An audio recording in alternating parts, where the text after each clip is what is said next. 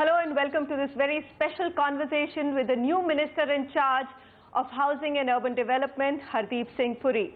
From being a career diplomat for 4 decades to being India's permanent representative at UN to writing a very well-acknowledged book on international conflict resolution, the new minister is now on the hot seat, driving some of the key critical missions of the BJP government: Housing for All, Swachh Bharat and Smart City Mission. Mr. Puri, thank you so much for joining me. So, how's it been, sir? Almost 50 days or a little more than that. Has it been a roller coaster ride or a soft landing? Never a dull moment. Okay. It happened very quickly. It happened suddenly. I was deeply humbled to be included in the Council of Ministers, and I must say I was not surprised, but I was in many respects humbled to have been inducted into the ministry and allocated housing and urban affairs.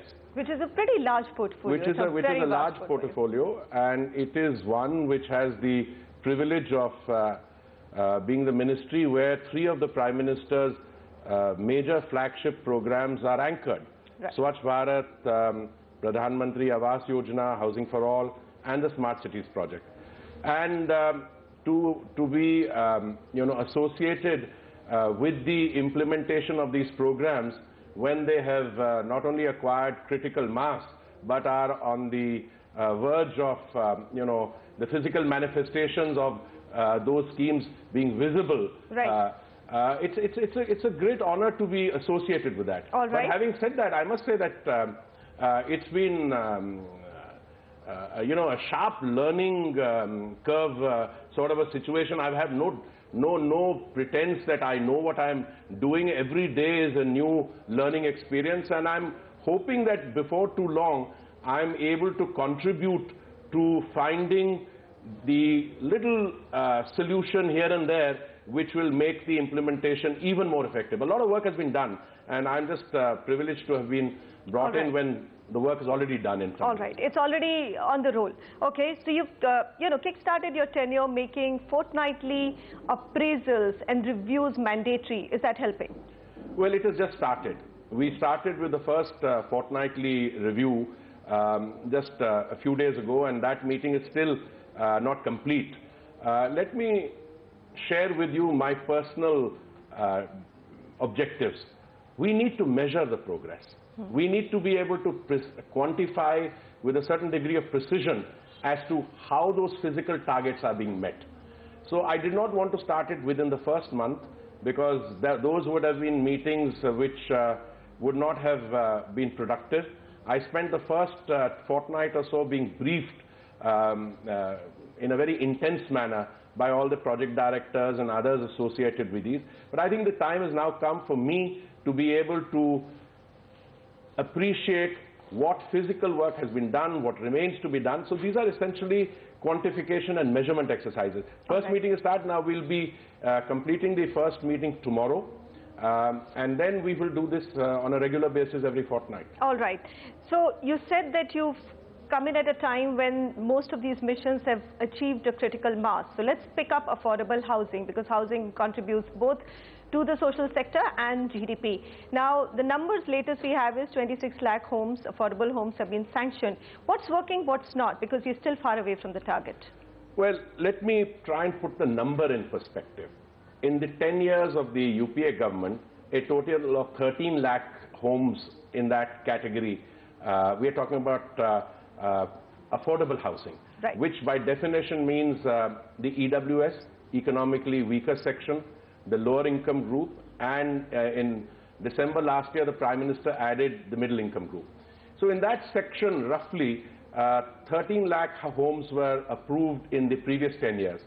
In the I think the scheme started in June 2015. Right. Since then we have approved or sanctioned 26 lakhs. Now, from my point of view, if you have to make, let's say, 1 crore affordable houses during the life and tenure of the scheme, that is a target on which you have to work backwards. So I started looking into it, and I'll give you a few examples of very interesting. I had the Andhra minister call on me the other day, and I raised the quantum and pace of affordable housing, and he gave me a very interesting answer.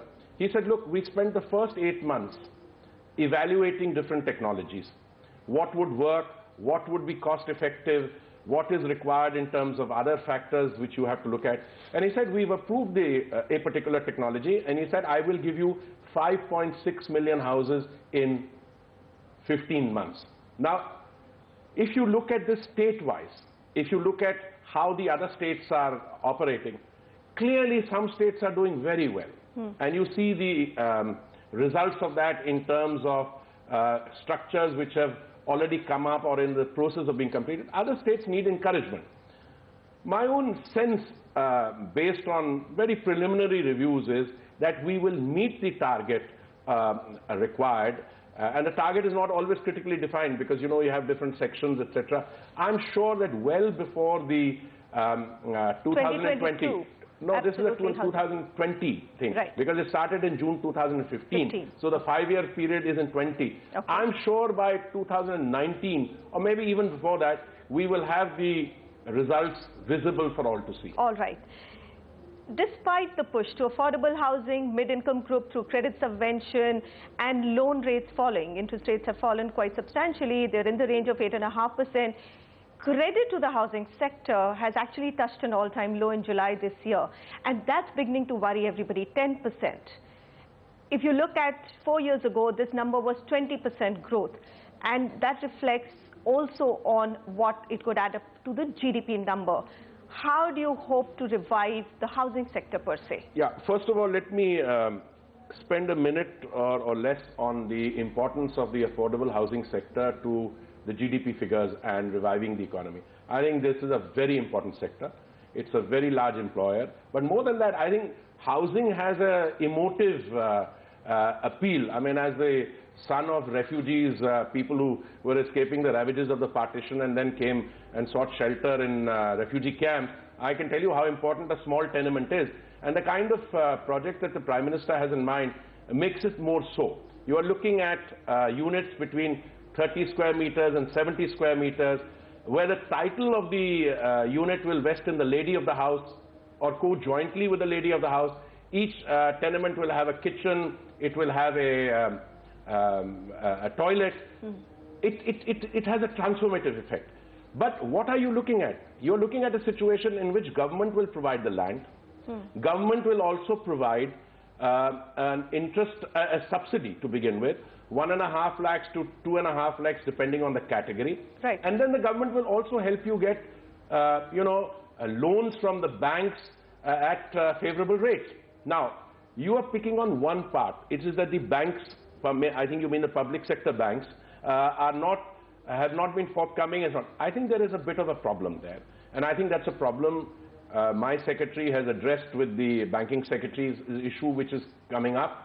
We need to encourage the banking sector that in the case of arrangements for the affordable housing sector, they have to be more forthcoming. But I think it's an issue being addressed. It may be part of a larger issue. There are NPAs, the sector needs cleaning up. And you haven't asked me the question, but I don't want to miss the opportunity of saying what I have to say. Look, after 70 years, the country has got a regulator in the real estate sector. Now, that's actually... I was going to come to that, Mr. Puri, but there's been a disappointment with the regulator because the stuck projects and home buyers who are seriously disappointed. Sentiment's not reviving because of that, and most of the ongoing projects have found a way, or in the current regulations, have found a way to stay away from RERA. Can I just complete the picture? First, what did we have and what do we have now? You've got RERA in place. All right. You've got a insolvency bill there.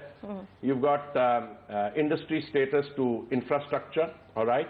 Now you have to comply with the existing law. Now what seems to have happened in this case, is that when some states were complying with RERA, they tweaked the provisions of ongoing projects. Sure. Now that has led to problems, but now we are seized of the problem. We are looking at what can be done in terms of RERA. The state governments are dealing with the issue. the courts are involved with the problem. Are state governments dealing with it, sir? I certainly see evidence of several of the state governments that we've dealt with. I've had my additional secretary write a letter to the principal secretary of a large state adjoining Delhi, pointing out what we see as the problems. I've had my secretary dealing with the secretary in the Department of Corporate Affairs. As long ago as 25th September, I was barely a few days old in the job. Look, you've got to look at the problem in its totality. Right. It is not anyone's case that the problems of the home buyers should be given precedence over the banks, because banks don't also use their money. The banks use the money of small-time depositors. But in any arrangement which is arrived at, surely the buyers also have to be safeguarded. And I think that is what different agencies of the government are trying to do.